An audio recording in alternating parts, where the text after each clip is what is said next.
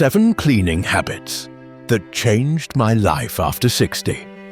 I used to think that once I retired, everything would become easier, that I would have more time to relax, take care of myself and enjoy the years I had left. But I soon realized that the more time I spent at home, the more exhausted I felt. There were items I hadn't touched in years, drawers that felt suffocating every time I opened them, and some mornings I didn't want to do anything at all. I would just sit there, look around my house and sigh. I didn't know where to start or what to keep or let go of. Then one day, I decided to change things. Not by cleaning the whole house, not with a big plan, but with a few very small habits. And those habits changed everything. In this video, I'll share with you 7 simple habits I started after turning 60. The first habit will help you get started with just 10 minutes a day. The second will make you rethink the beautiful things you never actually use. The third might sound odd because it starts with socks, but it opened up a more free and tidy lifestyle. The fourth helped me stop borrowing from tomorrow and start living with what I have now. The fifth is a way to clean your home one small corner at a time, gently but effectively. The sixth is 3 questions that helped me let go of things I once thought I could never part with. And the final habit is a lesson I learned from the game Tetris, where I began to value empty space instead of trying to fill everything. Have you ever felt like your home was too crowded, even though no one new had moved in? Have you ever looked around and realized that what you're keeping is actually what's keeping you stuck? If you're in that phase of life, I hope this video can be a beginning. Don't forget to like, share and subscribe if you find this helpful. Your support is what keeps us going and sharing more meaningful things. Thank you for being here.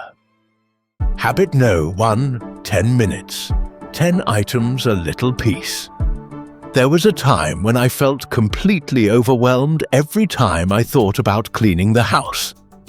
I looked around and saw stuff everywhere. Tiny things that added up into one big mess that made me feel stuck. Then one morning after my first cup of coffee, I decided to try something simple. I set a timer for 10 minutes and chose exactly 10 items to let go of. They didn't have to be big, didn't have to be important. Just 10 random things I knew I no longer needed.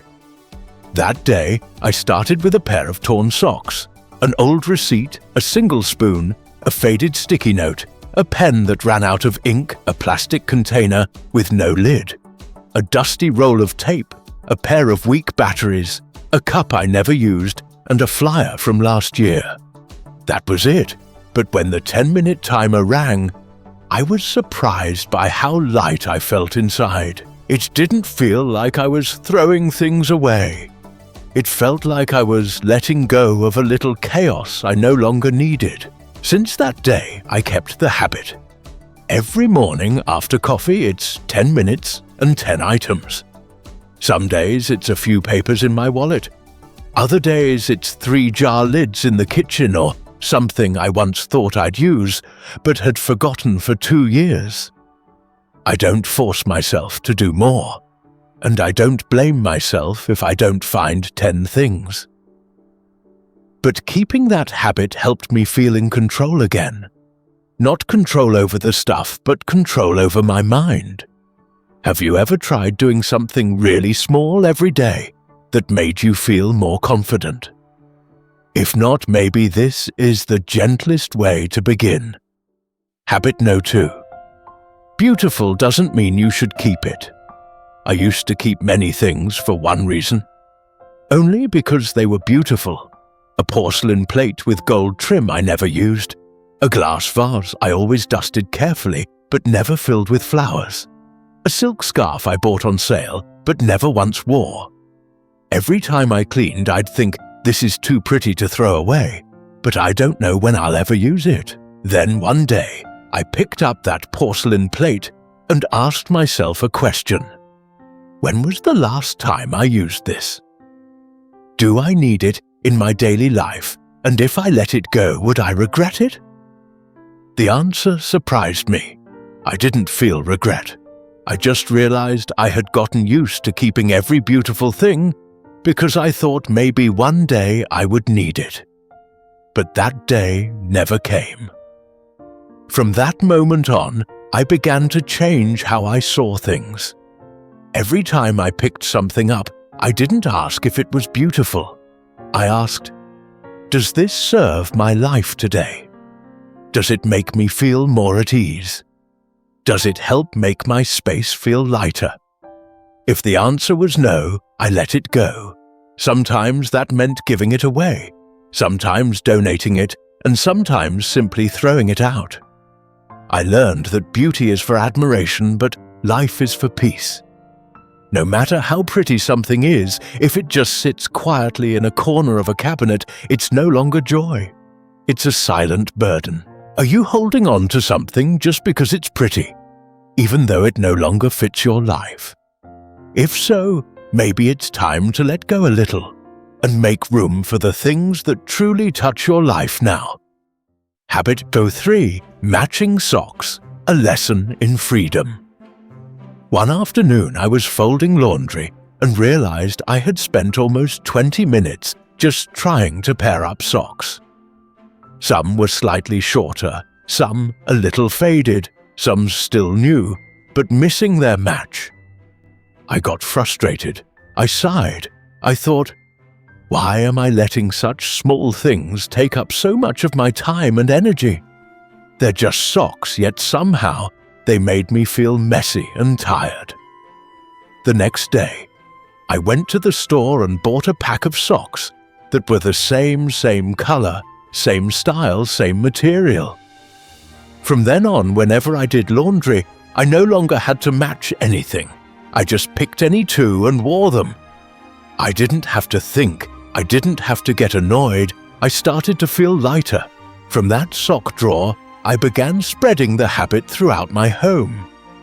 In the kitchen, I got rid of duplicate tools and kept only what I used daily.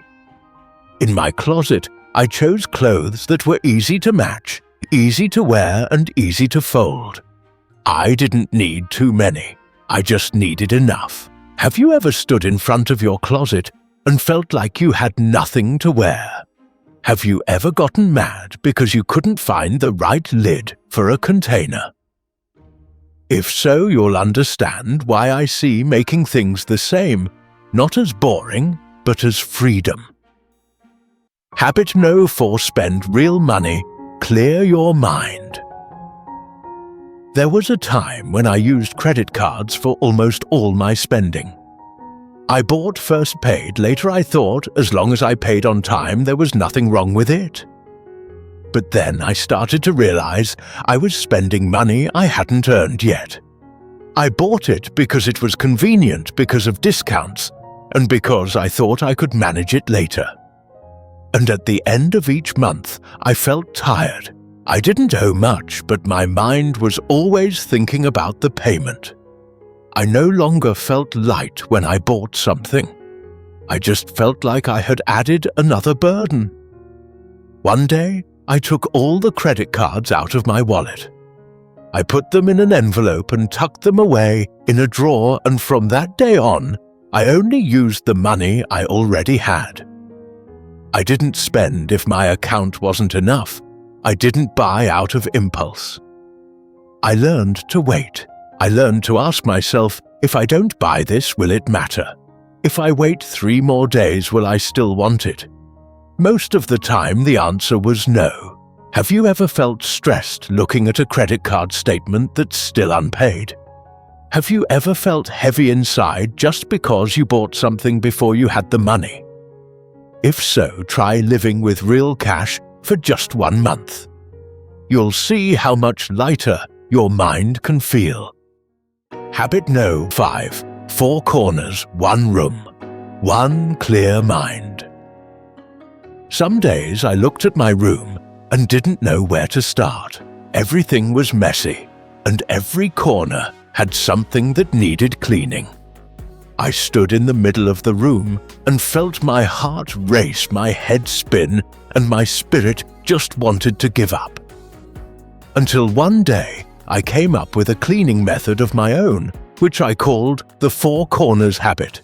Very simple. I chose 1 room, then mentally divided it into 4 corners. I started with the first corner on my right, focused only on that spot, and didn't look anywhere else. I folded the blanket draped over the chair, picked up the newspaper under the table, and wiped the top of the cabinet. After finishing 1 corner, I moved to the second, then the third, and finally the 4th. When I returned to where I started, I realized the room looked tidier, brighter, and I no longer felt overwhelmed. Have you ever looked around a room and seen too many things to deal with? Have you ever wanted to clean but given up because it all felt too much? If so, try my method. 1 corner at a time. No need to rush. No need to be perfect. Just keep moving forward. This habit helped me not only take back control of my home, but also my mind. When we focus on 1 small corner, we set aside the chaos. When we see even a little progress, we begin to believe everything can be sorted out. Habit No. 6 5 minutes, 5 days, 5 years. I once held an old sweater and stood silently in front of my closet for almost 10 minutes. My hands held it, but my heart didn't know whether to keep it or let it go. It was a birthday gift from long ago. I used to love it, but I hadn't worn it for the past 3 winters. I kept hesitating putting it in, then taking it out like I was trying to solve a hard math problem. Until I learned a little habit, I called it the 5-minute, 5-day, 5-year rule. Whenever I was torn between keeping or tossing something, I asked myself 3 questions. If I let this go, will I regret it in 5 minutes? Will I still think about it in 5 days? Will it mean anything to me in 5 years? Strangely, most of the time the answer was no. I might feel a little sorry in 5 minutes, but 5 days later I wouldn't remember, and 5 years from now I'd surely forget it ever sat in my closet. I began using this method not just for things, but for thoughts, even for old sorrows I no longer needed to hold. There were old mistakes too, and I asked myself the same questions.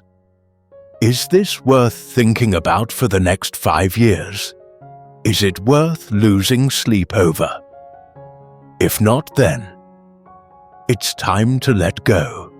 Are you keeping something and not even sure why? Have you ever been stuck between your feelings and your logic, wanting to let go but stopping halfway? If so, try the 5-minute, 5-day, 5-year rule. It helps me make decisions more easily, more lightly, and most importantly without guilt when letting go of something no longer needed in my life. Habit No. 7, the Tetris theory. Empty space is where we breathe.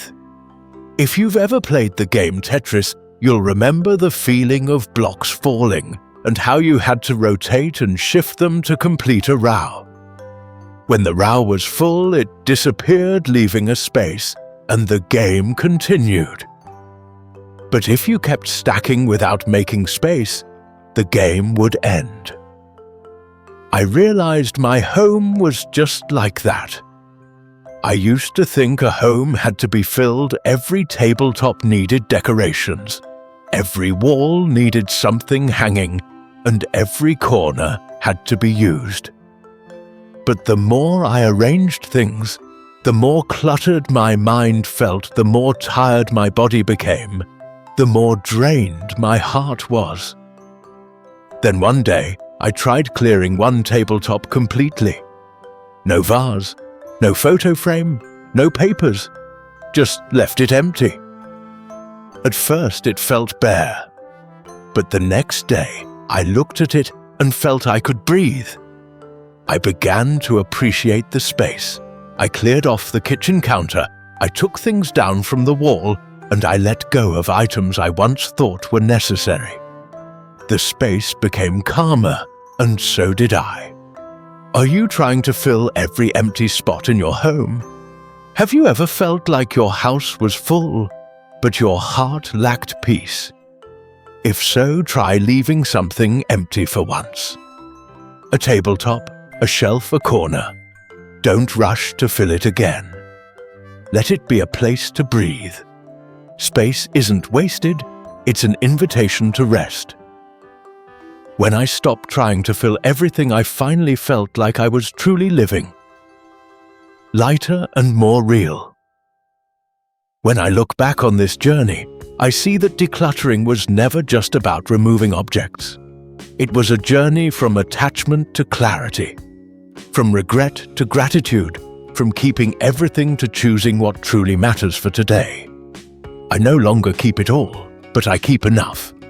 I no longer cling to every item, but I still cherish every memory.